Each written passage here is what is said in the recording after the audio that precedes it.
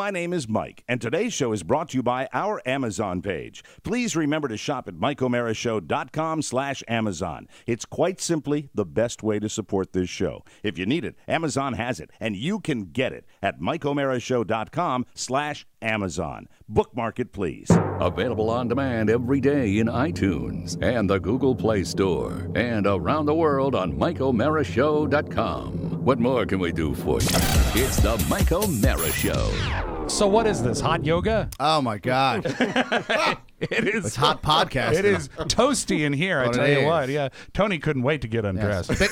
Bikram podcasting. Well, we're back, folks. Did you miss us? Yay! Yes.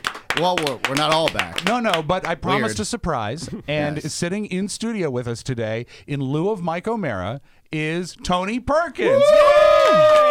Stone cold celebrity. Love it. No, I'm not stone cold. I'm quite hot. Yeah, but he didn't argue celebrity. It is really warm in here. Tony's clothes have come off. Yeah, I've he already really is. taken my shirt off. Yeah, he came in. It was so great because I said, "Hey, look, it's Tony in TV pants," because he's wearing suit pants, and he Yes. said a radio shirt, and the radio shirt gone, just absolutely gone. See you later. You know, I guess when Gary and I do our show in the same studio on the weekends, we keep the door open as long as we can just to get some fresh air here. Right. You guys you're sealed in. There are 1, 2, 3, 4, 5 of us in here. Yeah. So Yes. Two of them not so small. Yeah, a lot know? of man juice in here. It is hot and muggy. Yeah, there's like it's like an electronic sort of a symbiotic relationship. I throw off heat, Tony absorbs it. It's like aluminum and magnesium. I We think should is say, though, earlier that Mike is in Boston. Yes. He is supporting his wonderful nephew, Ben. and he's running the Boston Marathon, if you saw it on Twitter. If Ben you saw it on is Facebook. not Mike's Mike. running the No, Boston Marathon. No. Ben okay. is. Ben Mike is watching. To clarify, Ben is running, Mike is watching. That's Gotcha. right. Yes. But Mike will watch all 26 miles, and that requires a lot.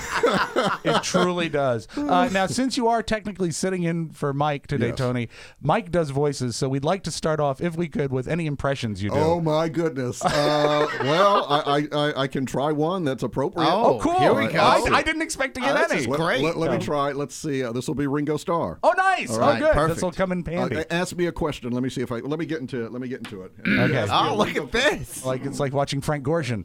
Turned around.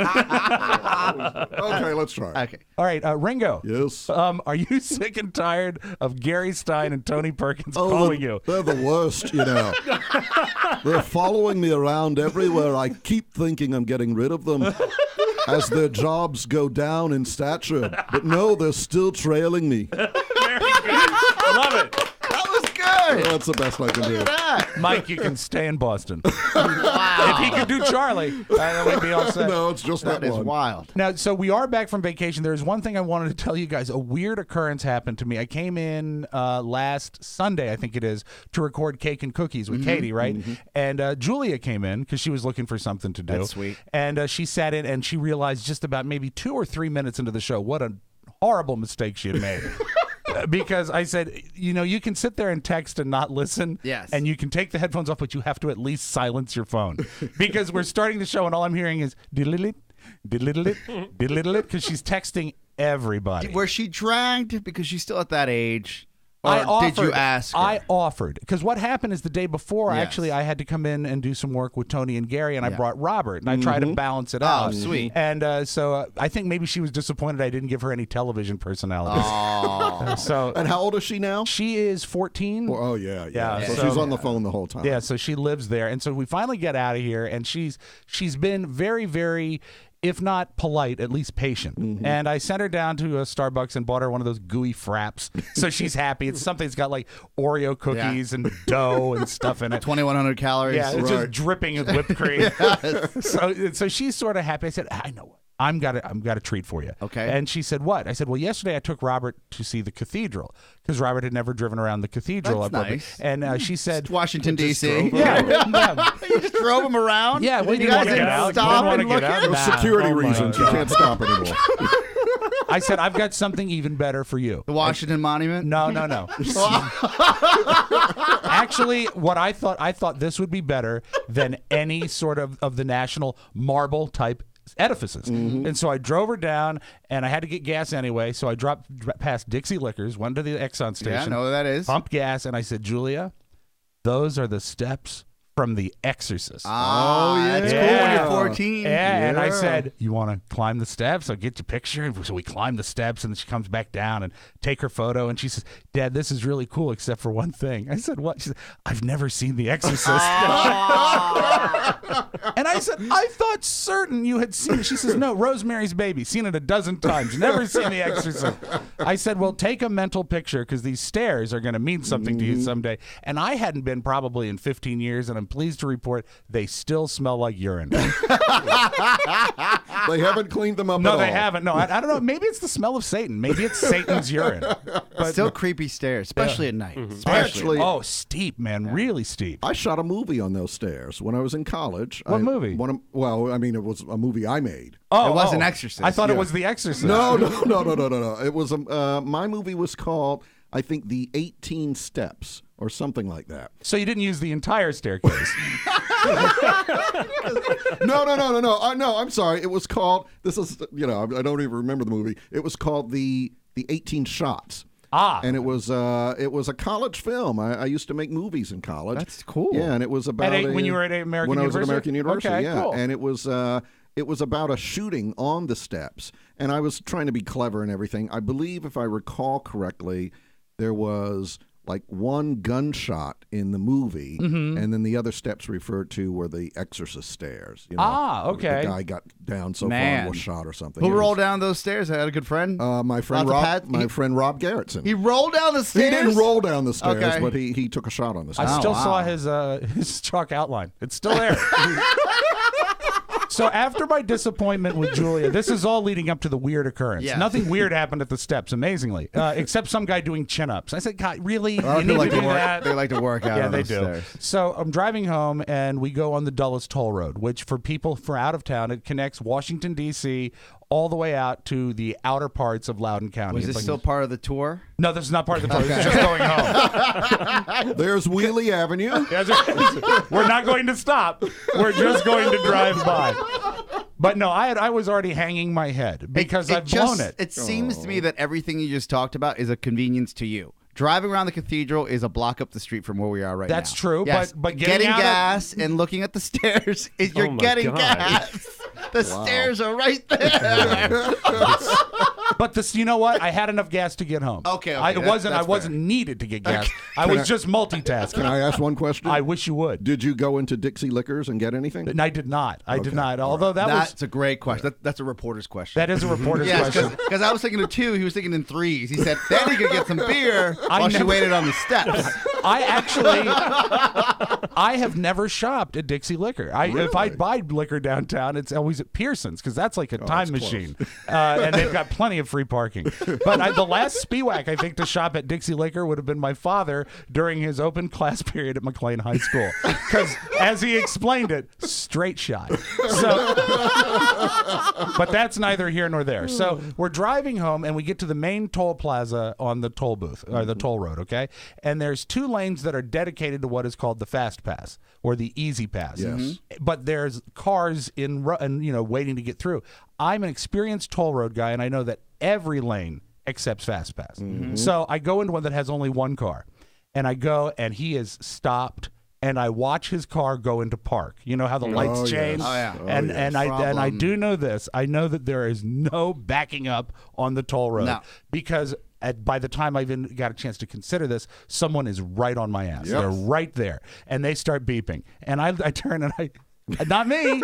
I'd love to move forward, so I'm looking in front of me, and I see what looks like Mario Batali, the cook with the long red hair and the Crocs. And he starts with like this, like patting himself, looking for money. For change. Then he picks up shirts, not just one, couple of shirts. He's shaking shirts to try and find money. And then I see him leaning out of his car and hitting the button over and over again, the call button, and no one's helping him out. The beeping now is 3 deep behind me. Yes. And he gets out of his car and he approaches me. Oh no! And you know what I say? I say, I'm going to help this guy out. Oh, that's I'm nice gonna of you. do my best to help him out. And my window goes down, and he says, "Hello, I was wondering if you had any change." And my first thought is, why is a British guy driving a Mustang? It didn't seem right. And I said, I'd love to help you out. He says, yes, I don't have enough money, and I'm afraid if I don't want to get shot, as everyone in your country carries a gun. Wow. Wow. And I looked at Julia, and she is stifling the laugh of all laughs. And my thought at this point, do they really think in Great Britain that we're still cowboys, that we're still carrying guns? Well, think about the The think about the news. dynamics in the news, right? So That's all you hear about. So Julia and I go through, and we're able to come up with like $1.70, and it's not enough. And he says, and I wouldn't want to take it anyway because then you'd be fresh out of change. And I said, polite, too. It's all good. I got the fast pass. And I said, but he looked so distraught. I said, I just wanted to say, welcome to our country. Right. And I put my hand out, and he says, I can't shake your hand, mate. And he showed me his hands. He had bandages on both of his palms. Oh, my God. And It was Jesus. Yeah, it's a stigmata. and I said, you know what? That's terrific. I'm sorry, but you really got to get back in your car. And It's eventually, like a bad TV show. and so he finally did, and the lady came over and sent him through, and we got through, and we're driving down the toll road, and I go up next to this Mustang again because he's going like 48 miles an hour. He's still looking for change. Well, he's got to get out. He doesn't. He's realized he's effed. That's right. Yes. He's trapped now. Now, how do I get out of this place? You got to pay again. That's It's right. like Hotel California. You can check out anytime you like, but you can never leave. Yeah. Anyway, so a shout out to our friends of Great Britain. Please bring exact change. Well done. Thank you. All right, let's man. get this show started. It's the Mike O'Mara Show. You can listen to the Mike O'Mara Show at www.mikeomarashow.com. Stay tuned for an outstanding entertainment program. It's the Mike O'Mara Show. Get down to business. From the entertainment capital of the world. I don't want to give you the wrong impression about my dad. He wasn't a drunk or an alcoholic or anything. He was just Scottish. I became a terrible drunk or alcoholic or a good one, depending on your point of view, I guess. I certainly threw myself at it with gusto.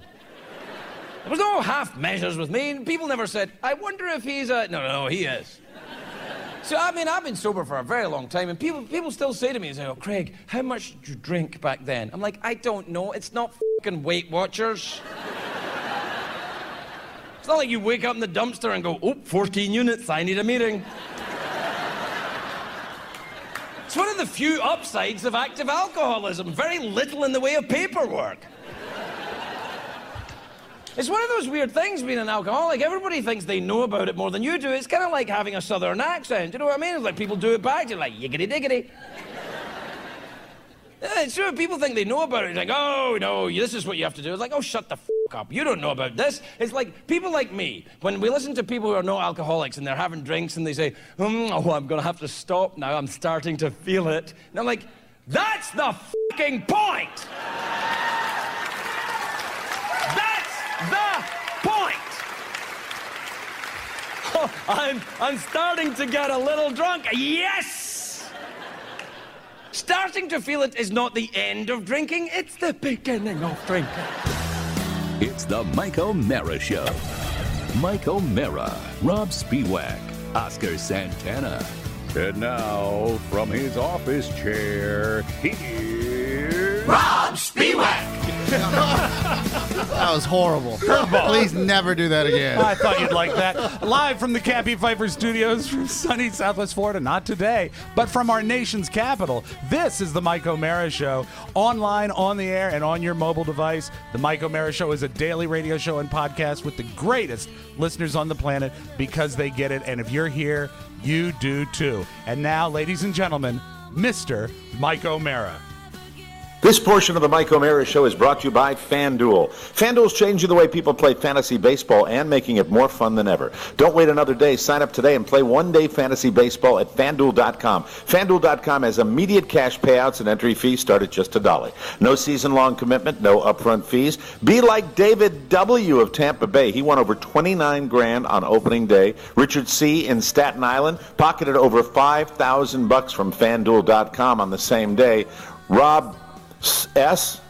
That's for Spiewak. He won $5. Play today, win tonight. FanDuel.com is handing out more than $2.5 million every single day this MLB season. But you can't win if you don't play. Now listen, I want you to do this. Go to FanDuel.com, click on the microphone in the upper right-hand corner, use our code TMOS, and sign up today. Here's a special offer for new users. For every dollar you deposit, FanDuel will match it up to $200 that gets earned as you play. That's a bonus of up to $200. This offer is only good for the first 50 people that use the code TMOS. Just remember to enter TMOS at FanDuel.com. This offer ends soon, so sign up today. FanDuel, FanDuel.com, where every day is a brand new season. Very cool. All right. Thank you, Mike. And you know what? It's very cool. Once again, welcome to Tony Perkins. Yes. He came into the District of Columbia way ahead of his normal schedule. Boy, oh boy. We appreciate it. Big day. Big day, though. Oh, it is a huge it's day. a big day for Tony and the Tony Perkins Show. As we were talking to Tony before the program today, something nationally is going to happen. We can't really tell you now, but when it happens, we'll let you know. And you'll know it. yeah. You'll know Yeah, it. yeah. You're going to And- encounter this. Even more so over the break when I was in Florida, I was going back and forth with Tony and Rob Ford, and they have done something that's really hard to do in this business, is really transcend what we do here online and brought it to the masses. And you can only do that in a handful of ways. Either if one of your hosts dies, because that's just what happens once in a while. Now, hold it. Before you go on, Yeah. I noticed that Gary's not here. There's not anything you haven't told You're us. scaring people right now. Or Yeah, when you get- say that and Mike's not here and Gary's not here, it's a, Well, that's only the only. I'm just telling you from experience. And then two is when you get an icon as a guest on your Exactly, program. yeah. And that's what they did. Congratulations again. We are as thrilled as anybody, as most of you probably know by now, hopefully. Ringo Starr is on this episode of the Tony Perkins Show featuring Gary Stein. and he was a Beatle?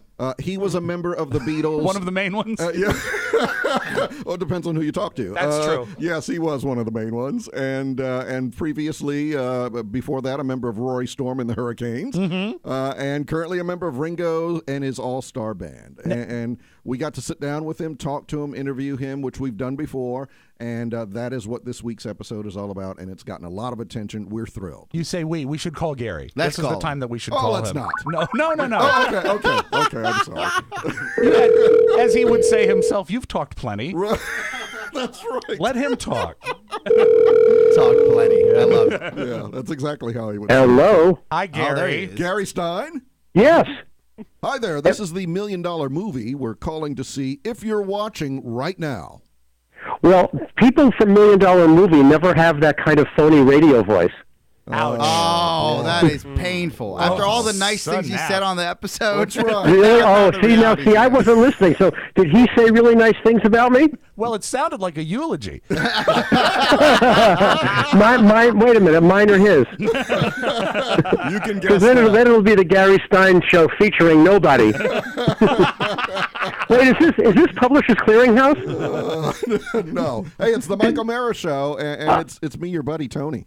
Hi, Tony boy. How are you? I'm good, but let me tell you something. Let me tell you who's in the room here. Rob Spiewak, Oscar Santana, back from his spring break of sorts. Spring break, baby. Yeah. Rob Ford, our trusty youthful ward, and Pony, whose actual name I don't recall. Matt Bloom. Matt Bloom. Nobody that's really right. knows it, to be That's right. honest. That went really well till the end there. Wow. No, that was a great introduction. Anybody famous?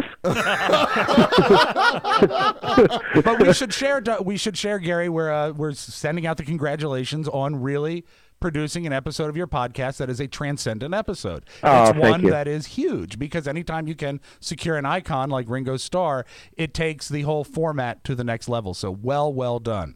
Thank you so much. You know, we went the distance, as you know, flying to L.A., driving up from San Diego. But how do you say no to something like that? You know, you don't. You have to go for it no matter what. We would have gone to Tahiti. I no longer will complain about my commute. I will say, though, Gary, for those that haven't listened to the episode, and you can get it now on TonyPerkinsShow.com, or you can get it on iTunes and subscribe to the podcast.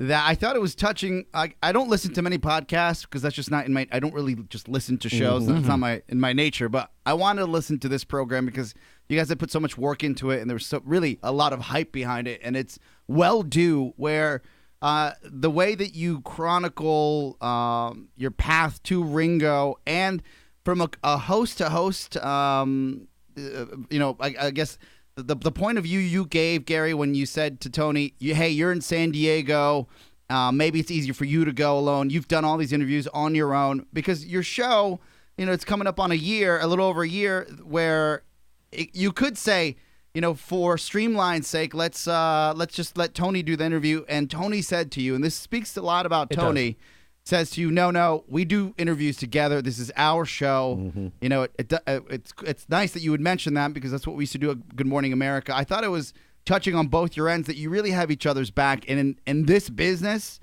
especially these days, that's very foreign thing. That is not the case. Right. Thank you. I mean, that really, we always say this show is about our relationship, and I wasn't being a martyr. I really was saying, if it's just not going to work out, we're not going to risk losing it. And you always did all the Ringo interviews, and if you want to just try to do it this way, but he really did come back with absolutely not. Absolutely not, and it says a lot about him. It really does. And Tony, I don't mean to speak of you as if you're not there, but it's easy to do that. Well, I left to take a break. Let me say this. It was because this is. Listen, we've said this, and I promise this won't turn into a love fest. But Gary and I are so thrilled. And we've told you this, and it's the honest-to-God truth. We're so thrilled with the opportunity to do this show that Mike and you guys have presented to us. It is really a dream come true in that it's our show. We control it. We book it. We produce it with Rob Ford. It goes as long as we want it to go, or as short as we want it to go, and that's rare. That's rare. Whenever I've come in and been a part of the Mike O'Mara Show, what I have cherished is the freedom that you have. You do whatever you want to do. You have fun. If you want to get serious, you get serious. And that's what I now have the chance to do. And so this show really is, it's about whatever we're talking about, but the show really is the Gary and Tony relationship. Yeah. And we have a relationship with Ringo Starr. It's a real one. I mean, do we hang out with him every weekend? No. But we've known him for 15 years. I do. Yeah, Gary apparently does. And I wanted the show to be, just like every other episode of the podcast, it's the relationships there. Yeah. Almost every guest we've had on the show, there's been some connection or another. And I wanted this to be the same way, not just an interview that you could get on Entertainment Tonight or somewhere else. Can I ask you a question about actually when you're speaking with Ringo? Because you do have a past with him. And I imagine that it was not awkward, but probably overly exciting the first time you met him. You probably had a little trouble even talking with him. And I've had the luck of meeting a lot of famous people. Not many people trip me up. For one, I had a hard time talking to John Madden. I thought that I was really overwhelmed when I met John Madden. I can see that. And it was sort of hard to talk to him. But Ringo is arguably one of the most famous musicians and people on earth. Yeah. When you walk into that room and you're in that historic recording studio at Capitol Records, and I thought of you guys last night. I was watching that Sinatra documentary on HBO. Yes. Some of that is filmed in the studio where they actually interviewed Ringo. So you walk into that legendary room with that legendary man. Is the excitement still there? Do you have to catch yourself? Do you catch your breath? What happens? For me, the excitement, every time we've been with him, the excitement is always there. I feel fortunate that, and I think Gary probably the same way, in that even when we first met him in 2000, it was May 2000 actually, it was very exciting. But Ringo, the way it happened, Gary had been there for a while setting up everything. I got there later.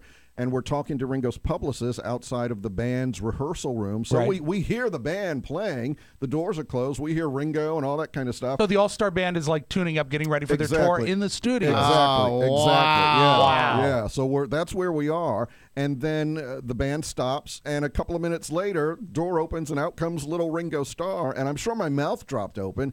But Elizabeth Freund, his publicist, said, Ringo, this is the gentleman who's going to do the interview with you. He's a big fan. fan. This is Tony Perkins. And Ringo says something along the lines of, Tony Perkins, eh? Well, I've stayed in one of your hotels, and they're really terrible. Or something like making a normal... Psycho joke. Yeah, he made a psycho joke. I don't remember exactly what the joke was. And I gave a polite laugh, and he said, oh, I'm sure you haven't heard that one before. But he put Tell me more. He put me at ease instantly. And I think, Gary, you would agree for the interview, I wasn't nervous, even for that first interview. I wasn't nervous. I think, listen, you have to add to all of this the fact that you were meeting a lifelong icon for the very first time. We didn't know what to expect. We were both nervous when we got there, but because we didn't know what he was going to be like. Are we going to ask smart enough questions? You know, he's been asked the same things over and over again forever. So what were we going to do differently? And we did plan that, but you never know how it's going to go. And it is true that the minute he walked into the room, he started making jokes, put us at ease. And to answer an earlier question, Rob, going into Capitol Records and having everything just sort of, it was hectic as usual. We don't know exactly when it's going to start. And all of a sudden, Ringo's in the room and the interview begins. The fact that we had 4 other interviews behind us and a comfort level with Ringo, but we haven't seen him for a little while, so we thought, well, maybe it's different than it was, but we weren't nervous because we weren't meeting him for the first time. It was really, we have a relationship, and we were hoping that is going to maintain itself, and it really did. It really did. Listen, he put me down in such a glorious way on the show that really says he knows me because he accused me of all things of being somewhat verbose. What? Where would he get something like that? And I said, oh, my God, you must be listening to our podcast. Well, speaking to the fact that you guys have a past relationship with Ringo, one thing I want to applaud you that this is not just a sit-down with Ringo. On this episode of your podcast, you actually trace getting to know Ringo and other moments you've had with him. So if you are a Beatles fan, and I understand there are a few of you out there, very popular band, this Beatles band, it is a cool sort of a timeline journey of getting to the interview. And also, I won't spoil it, but the end of the podcast is quite literally touching. It really is. And, you know, what Gary and I both wanted to do with this particular episode of the show is to kind of, you know, we all use the term pull the curtain back a little bit, because people do wonder, how does this work? How do you book a Beatle? Right. How do you get to this point? And if you do have this relationship, what's it been like, and how real is it? So we spend a good part of the episode pulling that curtain back, telling you, and we're very honest about how the booking occurred and how long it took to secure. No one ever talks about that. The behind the scenes stuff. stuff. No one ever, and you guys did, and I love that. Yeah, and we pull clips from the older interviews. Gary's got everything we ever did together on DVD or beta or whatever, and we pulled clips from the previous interviews, the most interesting clips where he's talking about stuff that you don't typically hear him do, talking about losing George and all of that kind of thing. It's a very, very... you get the impression, and you're seeing a lot of Ringo right now, but you're seeing him in 8 and 10-second clips. Right. And that's what separates this interview, is you've got a long-form interview, and I think also there's a comfort level you get from him. If it's not, he's so good at being interviewed because he's been interviewed for 55 years or whatever. Right. But when he's with you guys, it's almost like, I know these guys, and we don't have to play the game of, I'm not going to ask about the Beatles because you don't want to hear about the Beatles, but it's just, there's a comfort. Right. And you get a side of him that you almost never see. Yeah, that's what I like about it. Yeah. Gary, I don't know if you've seen this, and Gary alluded to it a few moments ago. Like any big star, Ringo can be, there are times where he's in the mood, there are times where he's not in the mood, and I don't blame him for that. Sure. You know, when you're one of the most famous people on earth. Well, especially, Tony, if somebody's just asked him the same Beatles question, are you sorry you didn't get back together? I mean, people will ask the same things, and then sometimes we're up. Right. And we want to be different, and we've been very careful about that because he can be a little aggravated that, it's 8 years of his life. That's all it was. Right. Yeah. Although for many of us, are the most important years anybody could ever have. But he's got this long, huge career after the Beatles. Well, it's funny because I logged on last night and then early this morning just to look at some of the clips from the Rock and Roll Hall of Fame induction. And I guess, I don't know if it's before or after, all the stars go up backstage and they take questions from reporters. So I watched Ringo's 3 minutes on stage, and he was not having it. It was so interesting because it was the opposite of what we got when we talked to him. He seemed a little tired, and some of the questions were the same old questions, and his answers were short, not funny. I looked at some of the clips this morning. We'll have some clips in the audio vault today, but even the performance, and it's not officially airing until the end of May, right? But everyone had a phone, so it's all over YouTube. It looked disorganized, and I hope they can clean it up in post somehow, because it didn't look like it had the glimmer and the shine of some of the past inductions. Yeah, they'll and clean that it probably that probably put him a little bit at odds. I would think. Right. Yeah. So what was messy about it? It was just the stage didn't look together. Okay. It's essentially the house band for the induction is essentially Letterman's band. Right. That's but right. It looked like a sloppy little presentation, and maybe it's the angle I saw. But at one point, you could hear him say, very, very faintly, he said, "Oh, my God, where are Tony and Gary?" Yeah. and I think that would have helped a lot, that was the part I liked. Yeah. Hey, did you walk out of that interview, and you allude to this, but did you when you walk out of that interview, even because ideally, where he is in his life and the way that this business is, every one of these interviews could be your last interview. Yeah, right? That's right. Yeah. Do you walk away from these interviews and you say, wow, like this was well worth it. This is what it's all about.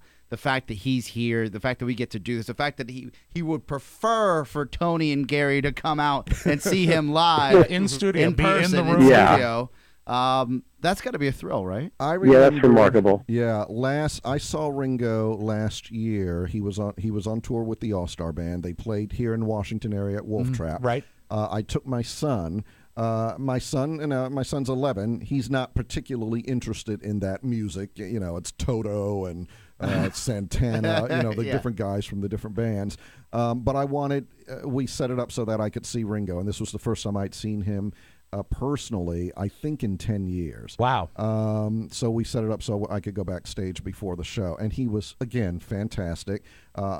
He got to meet Connor, who he had, he knew about, right. So we sat down, so we took some friends and all of that kind of thing. And afterwards, I remember thinking to myself, wow, that's probably the last time I'll see Ringo in person. Only because those opportunities don't come up that often. They get more fleeting. Right. Yeah. Now, little did I know he would then be inducted into the Rock and Roll Hall of Fame, a new album, big publicity push. So it has happened again. But there's a part of me that wonders, okay, is that it? Is that the last time? Well, Gary? that's what makes it beautiful. I've had the same feeling, but before we walked out of the studio, they talked about the fact that he's going to be in Baltimore, and and they said you ought to come over. And we thought, well, yeah, we'll be there. Here's another opportunity. The other thing, Tony, is that as long as Ringo isn't done recording, that Elizabeth invites us to every tour that Ringo does for a new album. Yeah. And the way he's going and looking so good at 74, which is incredible, if there's another album, there's another interview. You and I will get a chance to go again. Can I say one thing about the... I saw on one of the morning shows this morning just a little brief... You didn't let me answer. Why would I? Why would I? There's always the risk that you'll say no. So he's not a dummy. I'll tell you, Rob. No one else listened, Rob. So on one of the morning shows, they showed Paul and Ringo. Quick moment on stage. Little quick moment of Ringo alone.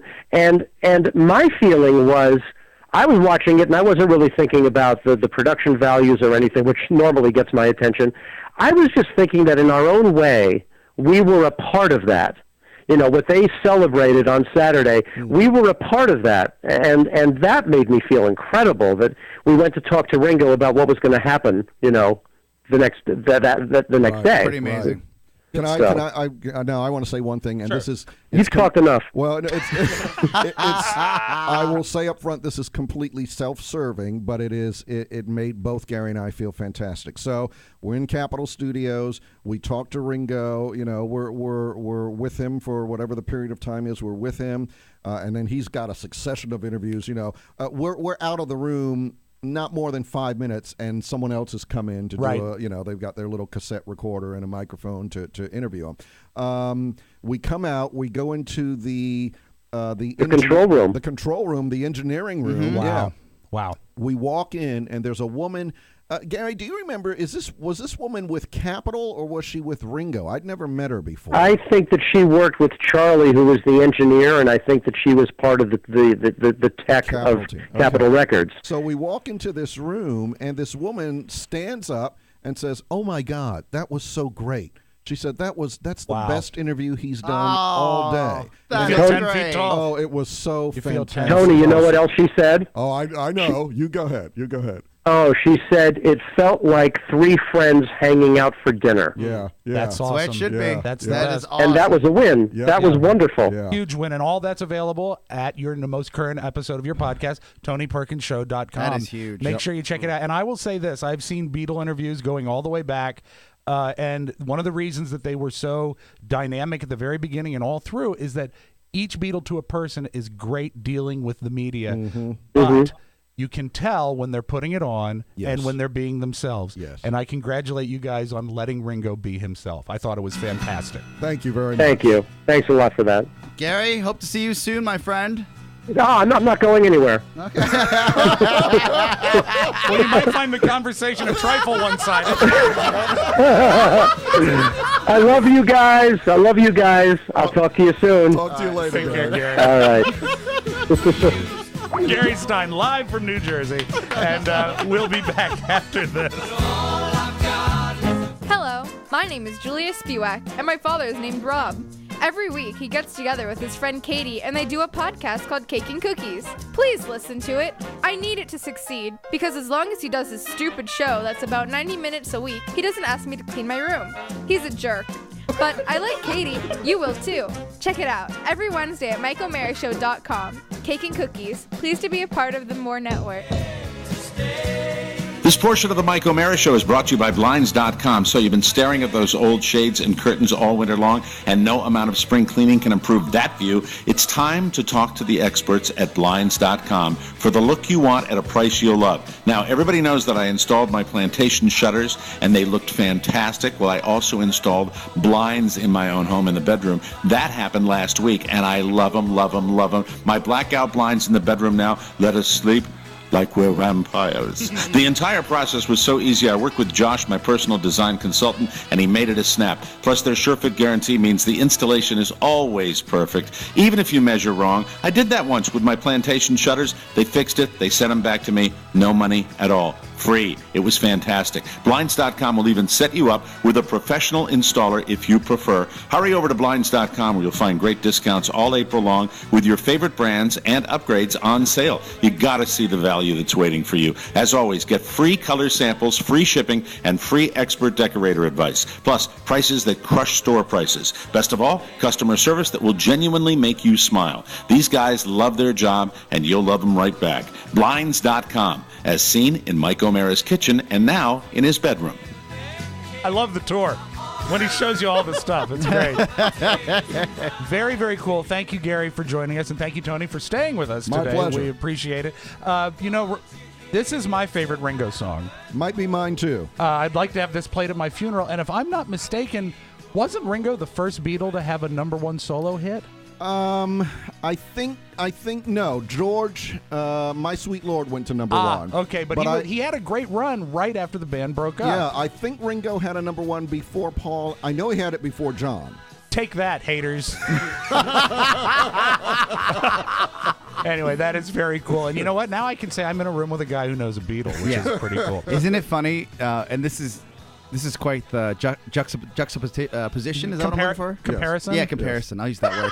Thank you. I'm still on vacation mode as my mind is just Got catching the up to the world. Bolivian teeth. That Tony can say he arranged to meet Ringo when he was in town. Yeah. No one else can do that. That's true. It's a heck of an arrangement. He brought friends. Like, that was a throwaway. True. That's true. Usually people are like, it's just me, maybe my wife. You had like a group of friends go with you. Yeah. Who wants to meet Ringo? Let's do this. It's a tour. It's a tour. I got the Ringo Groupon, and we're all going backstage stage. It's a $40 value. That's the type of fame this man has. Well, let me just say this. I consider myself extremely fortunate and extremely blessed because I have been a fan forever. And to have met Ringo and Paul and boom, did you hear that name drop? Yeah, and I've interviewed Yoko, I've interviewed Olivia, George's widow. I've met Julian.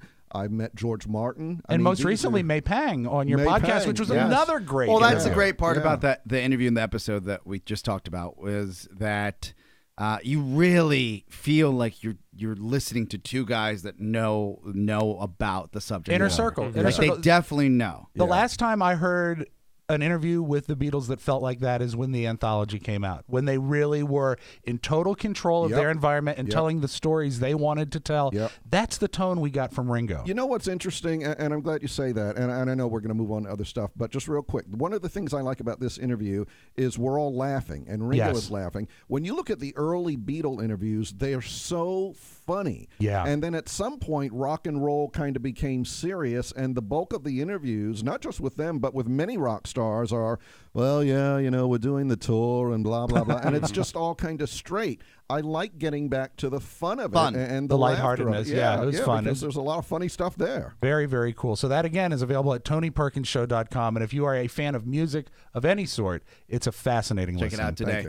Guys, well, we were on vacation last week. One of the biggest stories hit not the local news, but the national news. And everywhere. I'm happy you're here, Tony, is what went down and what happened just across the bridge here in Northern Virginia with Britt McHenry, was a sportscaster for ESPN, and formerly at Channel 7 here in Be town. local here, right? And this towing company in Arlington, Virginia, which is again right across the street here from the studio.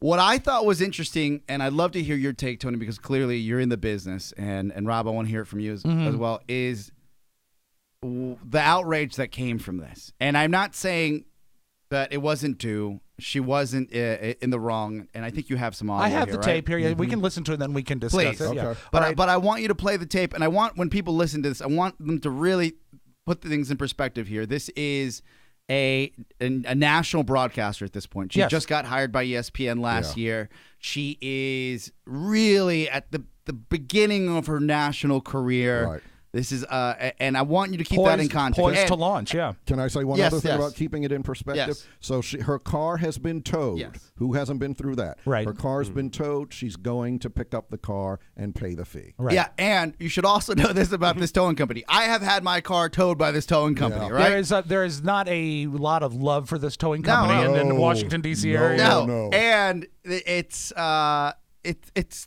you can take the towing business overall, and people will have their own perspective on it. But this is the type of company that has a spotter car outside of where you're going to park. Of course. And they pay a high school kid to sit there and call as soon as someone parks and doesn't go into that restaurant where the parking is for, right? There are known problems with this particular company. What you should do is go online and Google towing company fan sites, and you're going to come up bagel. Okay, here is Britt McHenry from ESPN. I'm in the news, sweetheart. I will sue this place. Okay, that's fine, and I'll play your video, so carefully. That's why I have a degree in that. I wouldn't work in some other place like this. It makes sense to call even being here. Well, let's get you out of here quickly. Yep, that's all you care about is just taking people's money. Yeah. With no education, no skill set. Just want to clarify that. Do you feel good about your job? So I could be a college dropout and do the same thing? Why have a brain and you don't? Looks like that. Maybe if I was missing some teeth, they would hire me, huh? Yeah, if you had to touch your fruit every day. Oh, like yours? But they look so stunning. Because I'm on television and you're in a trailer, honey. Lose some weight, baby girl.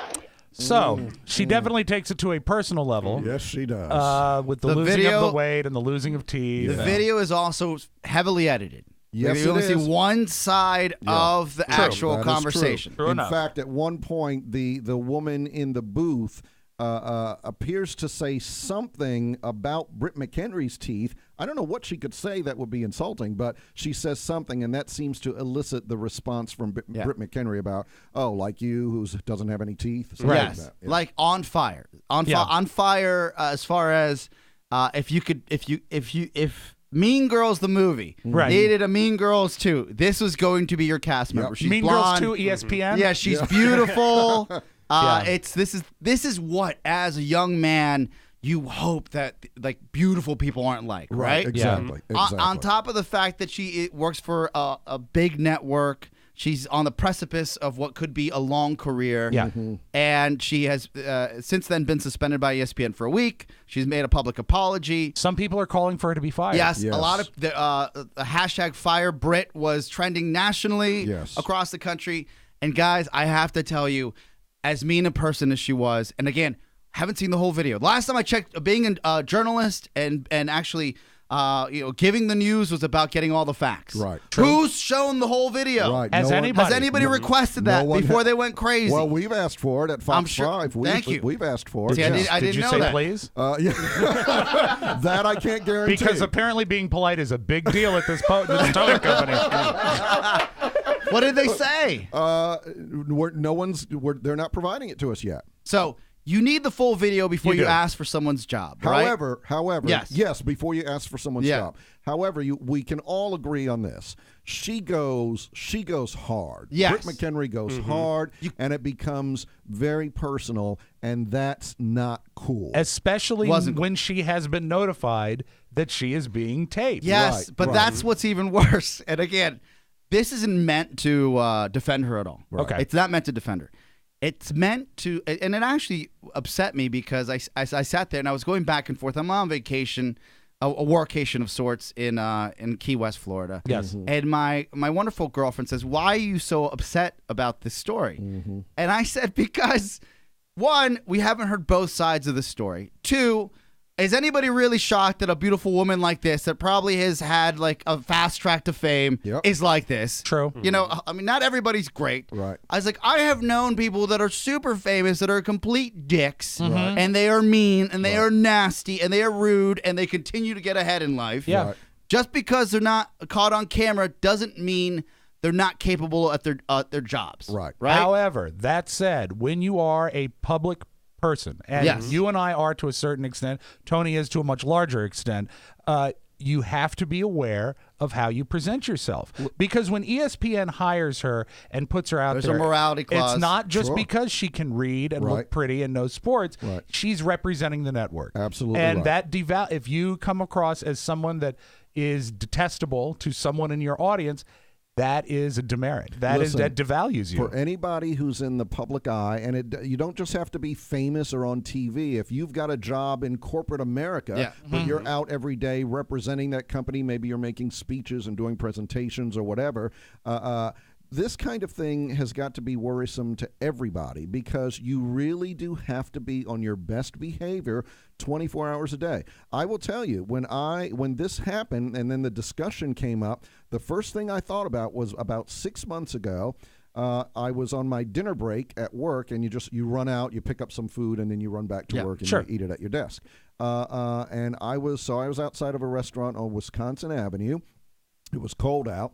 I parked and looked at the sign and determined from reading the sign that I didn't have to pay the meter. It was 7:30 or whatever time it was. I go in, I come out, I'm getting a ticket. And I was not happy. Oh, of course not. Yeah, and I had some words with this guy. Now, I didn't get personal. No. But it was like, why are you giving me a ticket? I'm in there 5 minutes. Well, you're parked, blah, blah, blah. The sign doesn't make sense. The sign says to me open that I to don't, interpretation. Right. He says, well, I can't do anything about that. I said, of course you can't, because none of you can, because it's a setup so you can write tickets. So I did have a moment. Now, no, I didn't get personal, but I was angry. And we all, with a towing company, no one goes in there smiling. And how you doing, buddy? Yeah. Right. Look, I'm going to give you $350 for the 10 minutes my car was in that lot. So here's the thing: is what she said defensible? No, it is not. It's not. Does it reflect badly on her? Yes, it does. Yes. It makes me think less of her, because I now see her as a person, as a young lady who comes from or perceives that she comes from a position of privilege and entitlement, and here she is unloading on someone that she perceives to be beneath her. How does she judge the people she works with? Right, that's right. So that's not good.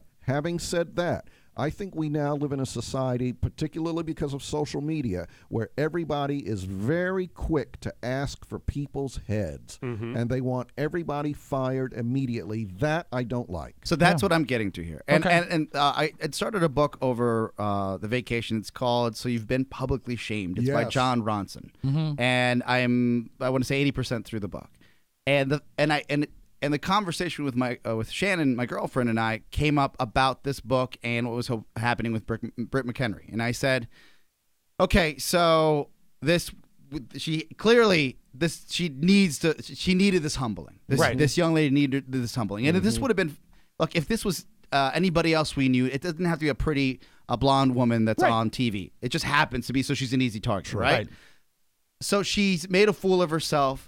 We don't see both sides of that story. Is this enough to change and really hypothetically ruin the rest of her life as far as a broadcaster is concerned? Can we hold that thought? Yes. Can we take a break because we've gone a little off clock here? We'll continue this discussion in just a moment. Besides, I need some time to form an opinion.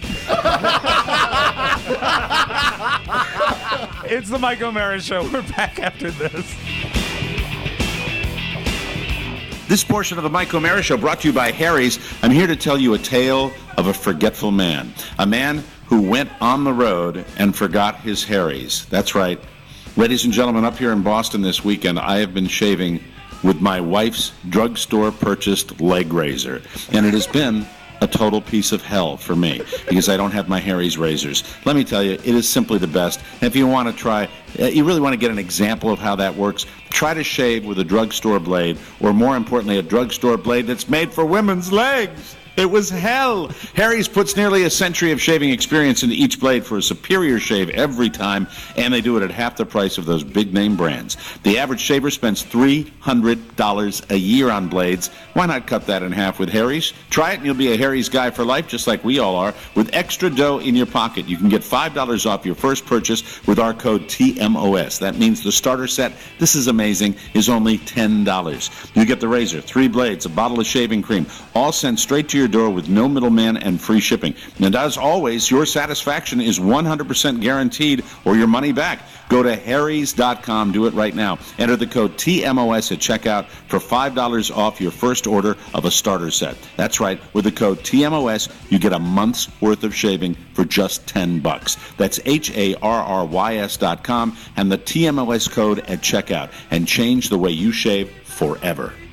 It's the only blade that ever touches my head.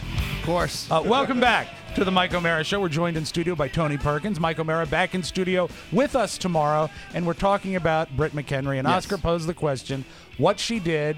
I think everyone can agree that what she said was over the line. It was personal. And a suspension's warranted. Yep. But is it enough to steal an entire career from a person? Yes. I say no. Okay. I say no. And again, I don't like what she said. Right. I'm not a fan. I don't think she's done enough. I think the apology that she tweeted out was, it could have been written, it probably was written by ESPN. Sure. It was like a standard apology. If I were her, and I've said this a couple of times, if I were her, what she needs to do is go back to that towing company, find that woman, and apologize to her personally. I agree. Then I think you can move on. And I think that, if there's one thing that America and the world loves more than tearing someone down, which is what the media has been doing to this woman, is seeing them come back. And I think if she really, really took it upon herself to do a really powerful mea culpa and a gesture like that, or something that lets us know that even the fact that there is some doubt that ESPN helped her with her apology, that nullifies everything. It has to be something pure. That's right. And I think that if she were to do that, she could save herself from this. And you know what? And I don't think it's a fireable offense. And I agree with you, though, especially in the sports entertainment business. Sure. You're driven by ratings, right? Yeah. Absolutely. And you're driven by access. Yes. And how you can gain access, and that's what she was known for, with certain teams and players and exclusives. just because this happened, it's going to make it eternally harder for her to do her job? Well, I don't know. I think if she handles it the right way. Listen, some school or some group has issued an invitation to her to give an anti-bullying lecture. Yes. And last I heard, she had not accepted that. Maybe she won't accept it. But if she does that kind of thing, something she can change her life around. To atone for this, I think she'll be fine. I'm probably clouded as well. And just for context, weight, teeth, class, education, all these things were, to a woman, again, we see one side of the video that seems to be, calm, cool, and collected, has probably dealt with irate customers in the past. And she's likely behind bars or bulletproof glass. She feels no danger. That's a good point. Probably. She's probably talking to her through that little thing that has the metal circle that has 3 lines in it. So, I've got my camera, so go, honey, talk. And again, it is edited, so we don't know what the other side of it. The exchange, right. It doesn't excuse her response. But here's what we do know. Yes, it's edited, but what we do know is she gives her fair warning. She says, hey, I'm recording this. I can show this. And she does remain calm from what we can hear through the whole thing. One thought I had, though, is with the amount of editing we've seen on it, what if the warning about the camera didn't happen was at that end. point? Ooh. Yeah. And you know what? There's no way to tell because of the right. choppiness of it. Also, I'm happy to hear you both thought that, because I said I don't know if someone can come back from this, because after the initial suspension, everybody said she should be fired, and I said, when did being a horribly mean person make you make that a fireable offense? And again, I don't think. I guess what burned me the most, and the context of the book is also on my mind. Tell us about the book, because this book is significant. So the book talks about how there are some people out there, and this could be your point. I don't know what Miss McHenry's thought process is. People that it talks about how there's a progression here, that when you go online, there's an issue. The comments generally at first are tempered, and as you walk through an issue, people they would understand. You'll see both points of view. There are support comments. Let's say you're looking at a comment thread of an issue. Right. There are support comments. There are kind comments. There are different points of view, but within a quick cycle, and I'm talking less than 24 hours, they become. The people that say they're not bullies and they're anti-bullying, they become bullies. Of course. Yes. Where it says, it would be fire that person, kill that person, how dare that person, I wish I was in front of that person, I'd punch that person. Builds up. I'll show you what no teeth are all about. Like it comes this mob that everybody talks about, and we use it lightly. Yep. And to my point is, this book makes a great issue as, who's really the mob here? Right. And who are we to dictate? Yes, the playing field has been leveled as far as the David and Goliath. If you have a voice and you're online, your voice will be heard. I think there is very much a mob mentality that takes place online with social media that right now, I think we're in a transition period, because we're in a weird time where we, broadcasters, are now required to be more accessible than we've ever been. Interact. That's all we hear. We want you tweeting. We want you on Facebook. We do this, do that. But there's a fine line, because when you're interacting that much, it's very listen, I've gone through it. I've gone through it twice on Twitter. Where on one occasion after a Redskins game a couple of years ago, it was the game where... I remember this. The game where they went for 2 to win and didn't get the 2 points and lost. Exactly. And I went online and I said, if I ran into Mike Shanahan right now, I would punch him in his Red Lobster face. Yes. Well, and this is from Tony. I know. This is not the guy who would ever do that to anyone. Well, instantaneously... I know. It's You crazy. never heard the story? I have, but it's just great coming from his mouth and reliving it. Because no one likes to fight and drink like Tony. I know. I'm Mr. not Peaceful. you, yes. I know. So clearly I was emotional and everything. Yeah, you're a diehard. You were a diehard I was a wrestler. yeah. So instantly there was one guy in particular, one of these trolls. I didn't know what a troll was beforehand. One guy in particular was like, whoa, how classless.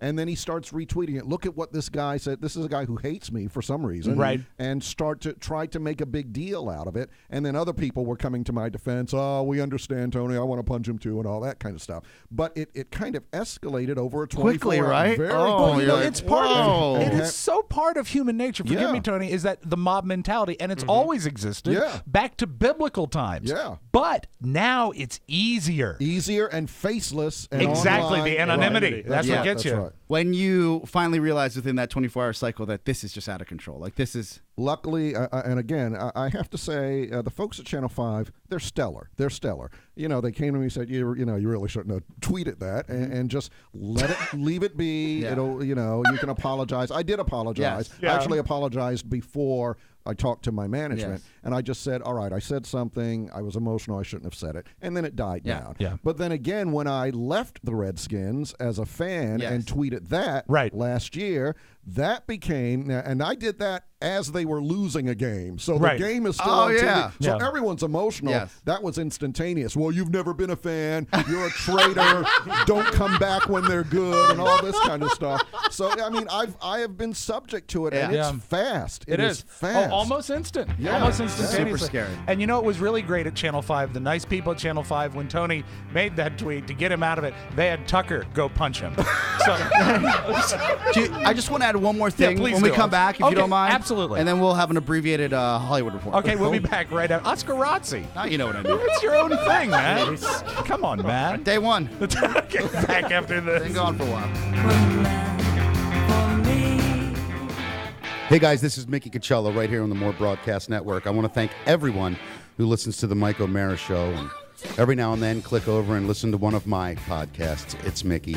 It means the world to me to be in such great company as the likes of Mike O'Mara, Rob Spiewak, and Oscar De La Hoya. For more information, visit us at morebroadcasting.com. Thank you, Mickey. Hey, you know what? Good work, folks, over our vacation. More and more subscriptions to the bonus show. And we appreciate that very much. You can still try harder. Yeah, that 2%, Tony, let me tell you. Yeah, it ain't just a quart of milk. It's an important 2%. It is. You owe this to yourself. Remember, when you subscribe, you get full access to all of our 2015 bonus content, the on-demand video access, the entire anthology of bonus shows, and remember, it's one of the best ways to support your favorite podcast. It's waiting for you at MikeO'MaraShow.com. All you got to do is click that banner that says bonus packages, and now, thanks to Matt Bloom, who Tony knows his name, you can pay with a credit card. It's the Mike O'Mara Show bonus packages. Help yourself because you're worth it. Now, Oscar, I'm sorry. So one last note on this mob media mentality. If the cycle and hashtagging and tweeting and Facebook posts of outrage, if it could match what happened with Britt and what happened with Target yesterday when they ran out of those women's the ladies' Lily clothes. things? The Lily things, whatever they were. I thought Target was on fire. Because my Facebook feed yesterday, I looked at a friend of mine. I said, did something happen at Target? Yeah. I thought something tragic had happened. Right. Apparently, They didn't get this when they gave out 20 million identities. They were more upset that the Lily things were gone. So, some designer had a 1 day, shopping for their One-day clothes. promotion. Yeah, people were lined up at 5 a.m. and then people were upset that they were sold out by 11 a.m. Whatever, right? I didn't know what was happening because that's not my world, right? And I thought, okay, did I miss a tragedy? What happened, right? No, it was just about clothes. And then I'm watching 60 Minutes yesterday, and mind you, I don't sit here look for things to complain about, Right. But you see, he's very busy. Yeah, you see, I was on vacation mode. I don't want to deal with this. And then you see the story about the sarin gas and the way that, quite frankly, people have just been massacred. And I look at my Twitter feed, I've got nothing. No. I got nothing. No. But People are Target and still, Lily- people are still pissed about Target, and they're still pissed about this blonde chick going crazy. Well, that tells you everything you need to know right there about what trends. If we can get these people their pink pants, then everything's going to be okay. I thought to myself, why do all these women want to dress alike? Like they're sold out. You want the same thing that your neighbor already has. Oh God, this is spoken like someone who does not live in the suburbs. So So the rage is, and I woke up this morning with it. When I went back to Twitter, I said people have to be talking about the 60 Minutes piece where the most graphic footage I've ever seen on TV. Horrible. Where they talk about how sarin gas was used, and really nobody paid the price for it except for this country, Syria, and how it's falling apart. And I sat there and I said, look, I know that's highbrow stuff. And I know that we are living in an ethnocentric world where it's just what's going on here, what's going on in our backyard. Mm-hmm.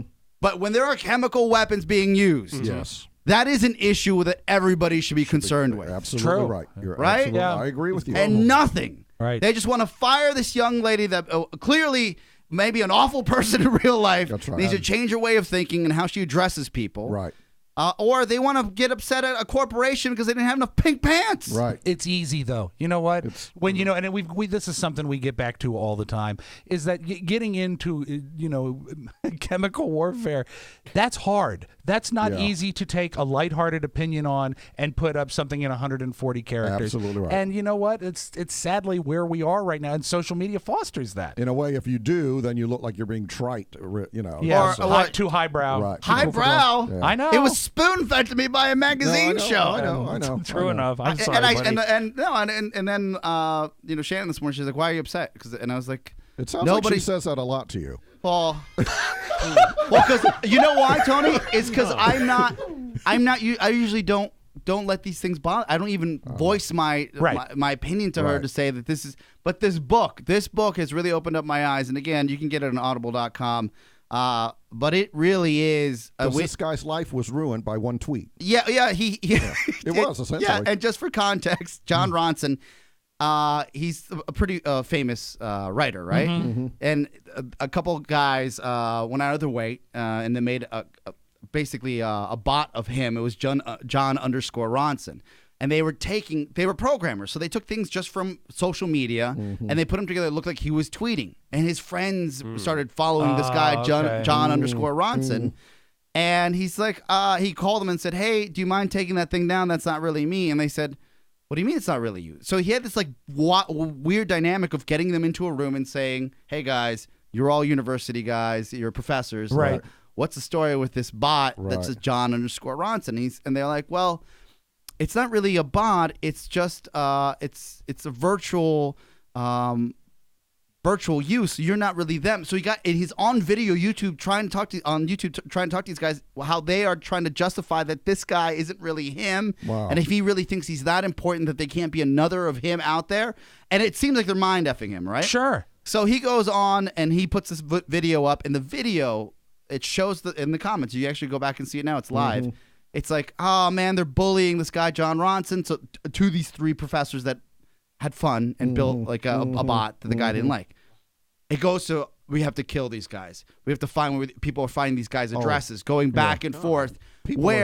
Where it just, and it happened so quickly. People are quick to want to kill. Right? Yeah, well, it becomes a case of one-upsmanship. Yeah, and, you want to be, you see it anywhere, is it Facebook or anything. You say, I want to have the funniest, most outrageous comment. Yes. And it starts, for lack of a better example, punching a coach in the face. Yeah. It's got to go somewhere from there. It's got to go up. And the book chronicles, and I'm not doing a great job of really selling you the book, but I have to tell you, it's really, it's a great true story to listen to. I've read reviews of the book. And you can get through it. And then he chronicles, and you'll love this old time. That's not a good review of a book. You can get through it. No. You're right. Yeah, even if you're not into reading books, you can get through this. All right.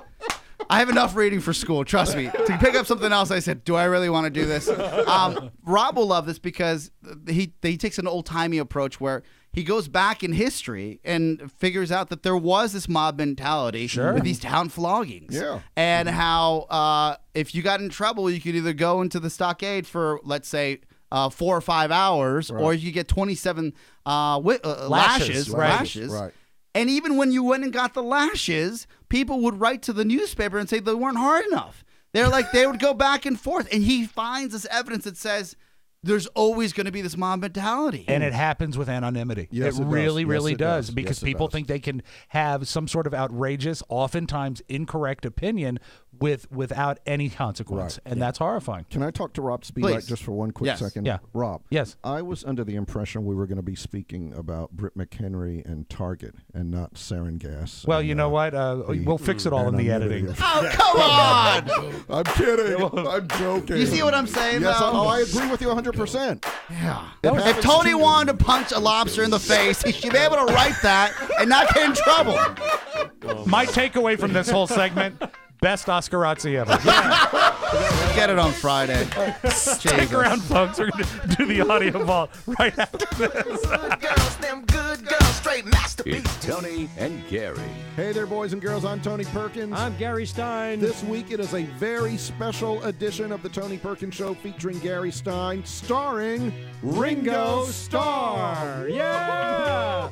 On the heels of his induction into the Rock and Roll Hall of Fame, Gary and I sit down, yes, with Ringo Starr. Be sure to subscribe. Search The Tony Perkins Show on iTunes. The Tony Perkins Show. Do not miss it, folks. Good stuff. Now, I know you've heard us talk about Amazon for a long time, but I need you to really listen because I'm not sure you guys know exactly what happens here. We all shop on Amazon, right? Yes. Everyone Yes. shops on Yes. Amazon. So here's the deal. Anytime you make a purchase on Amazon through our Amazon link, we get a tiny percentage. It's not much, but it does add up. Now, we've always said that our listeners are like partners in our business, and that's why we need your help. That one click of the mouse is the single best way to support the show. It's almost no effort on your part, and it means the world to us. So whether it's electronics, printer ink, groceries, or office supplies, the next time you buy anything, please go through MikeOMaraShow.com/Amazon and bookmark it. Or click the Amazon button on our website or the shopping cart on our app. It's that easy. Nice. Just shop like you normally would, and it really helps us out. We appreciate it, and thank you. Now, let's see. I think I can... oh, you know what? I put it on the wrong machine. I have to open up the thing. Thank you. I put it on the wrong one. We're just Sorry, getting dude. back in the swing of things, man. It's okay. vacation You got mode, so much dude. stuff Yeah. over there. He doesn't have all those buttons. I've got things. I've got my things. Last night, again, it's not going to air until the end of May, but Ringo inducted into the Rock and Roll Hall of Fame, and it was nice that they brought Paul up to do it. I think Paul might have wanted to rehearse his lines a bit. It's a great honor to be able to induce him. Oh, induct. Yeah. Okay. Into the Rock and Roll Hall of Fame here in Cleveland tonight, Mr. Ringo Starr. And you're talking about all the haters and stuff on Facebook. Everyone is so, well, why isn't Ronnie James Dio in the Rock and Roll Hall of Fame? And why is it in Cleveland? I know. Everybody hates everything. Yeah, every year you hear this. Yes, you do. You do. But congratulations to Ringo. He offered some advice. The audio was too muddy to play. But his advice to people being in a band, he says, if you fart, own it. He really said that? He did. He did. Yeah, because, he says, you know what? It's a group. It's a group effort. Don't try to blame someone else.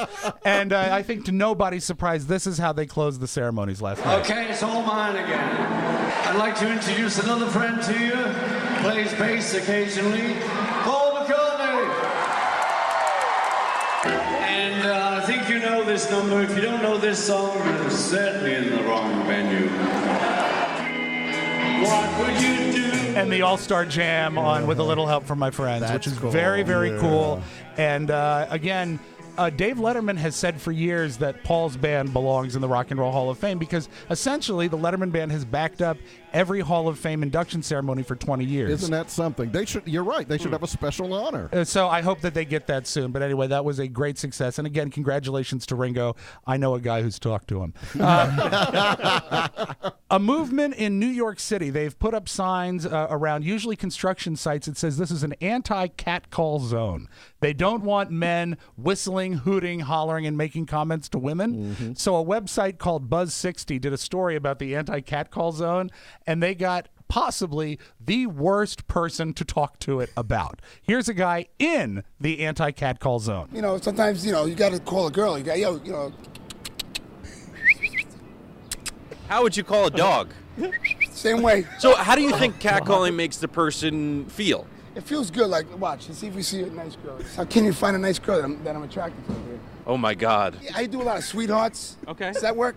I don't know. You tell me. I've never done that. I've literally not once has that even occurred to me to do. Wait a second. Are you reporting is that girls don't like this? They don't like catcalling.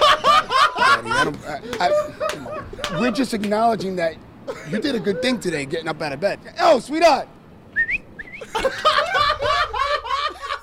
Wow. Brilliant. Later on in the story, Britt McHenry came up to him and told him to lose weight.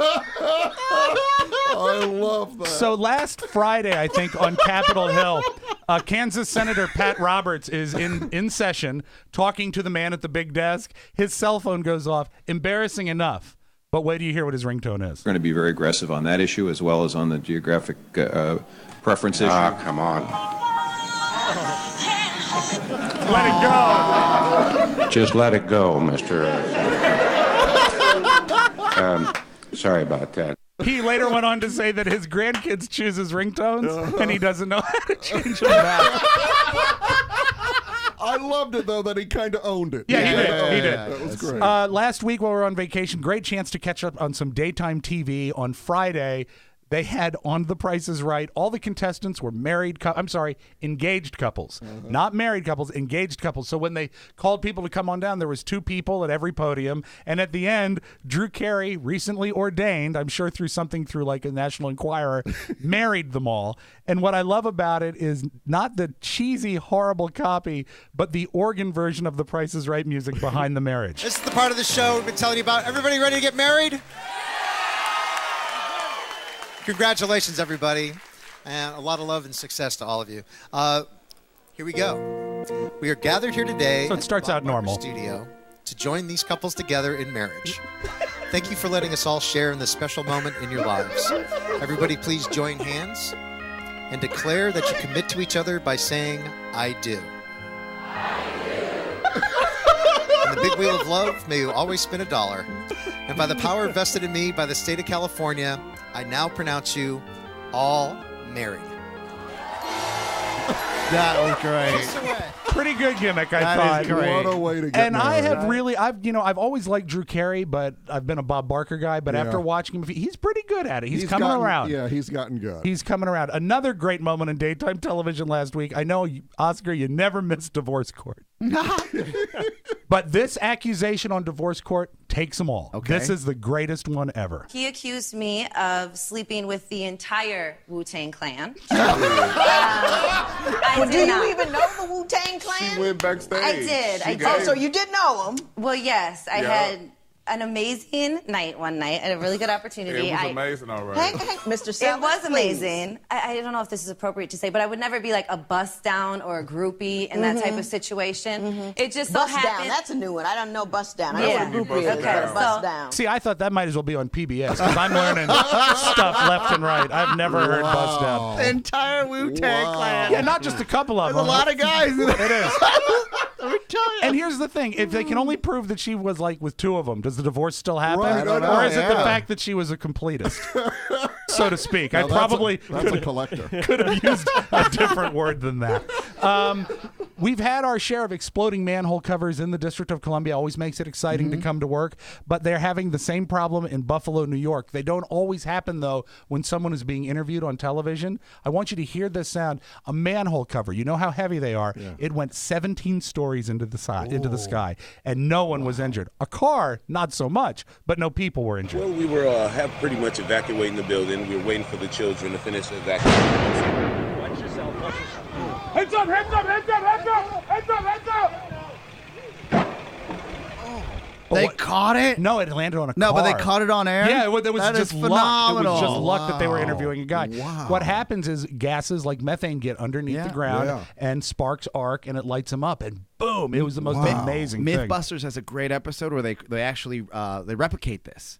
Oh, They create a sewage system and they replicate this and they shoot up. He's right, 17 stories in the air. Wow. It's and the weight of them. It's a great just show. it's so cool. David Beckham has a son named Brooklyn Beckham, and Brooklyn Beckham was very excited that he had just crested 1 million followers on Instagram, and he was posting a video that said as much. However, like any parent, it was time to leave, and David Beckham figured out a great way to shut him down. So it's my mum's birthday today. Okay, I just reached 1 million followers. I've got 52. Oh.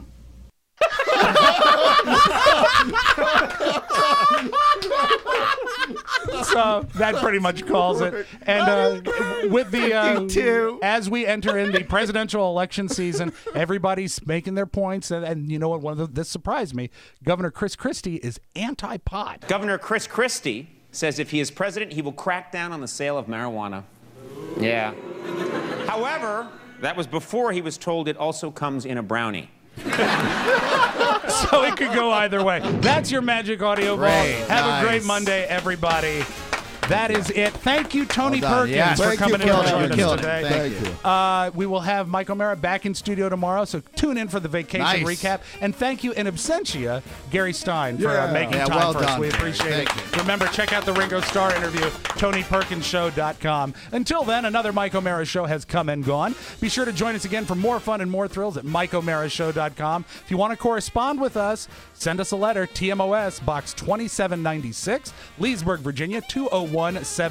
If you have a birthday request, you can email me, Rob, at MikeO'MaraShow.com. Don't forget that second B. The Mike O'Mara Show relies on your word of mouth, so tell a friend or family member about TMOS and make sure they get it too. For Oscar Santana, Tony Perkins, and Mike O'Mara, this is Rob Spiewak inviting you to join us again for another episode of the Mike O'Mara Show. Bye-bye, everybody. Ciao, ciao.